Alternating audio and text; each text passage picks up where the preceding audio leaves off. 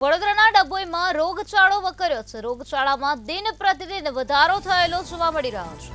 Drainage લીકેજના કારણે રોગચાળામાં વધારો થયો છે। સપ્તાહમાં 100 થી વધુ ઝાડા ઉલટીના કેસ નોંધાયા છે, તો જુદા જુદા વિસ્તારોમાં કોલેરાના શંકાસ્પદ 3 કેસ સામે આવ્યા છે। ખાણીપીણીની લારીઓ બંધ કરી દેવામાં આવી છે, તો 30 ટીમો બનાવી આરોગ્ય વિભાગે સર્વેની કામગીરી હાથ ધરી છે। પાલિકાએ પીવાના પાણીનો નગરમાં સપ્લાય પણ બંધ કર્યો હોવાની વિગતો અત્યારે પ્રકાશમાં આવી છે। આરોગ્ય વિભાગે ચીફ ઓફિસરને પત્ર લખીને રજૂઆત કરી છે। ડ્રેનેજનું પાણી પીવાના પાણી સાથે મિશ્રિત થતા પત્ર લખવામાં આવ્યો છે।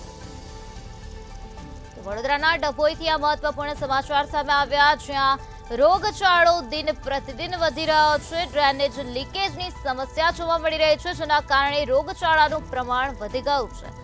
એક સપ્તાહમાં જ 100 થી વધુ ઝાડા ઉલટીના કેસ સામે આવ્યા છે, તો બીજી તરફ કોલેરાના શંકાસ્પદ 3 કેસ જોવા મળી રહ્યા છે।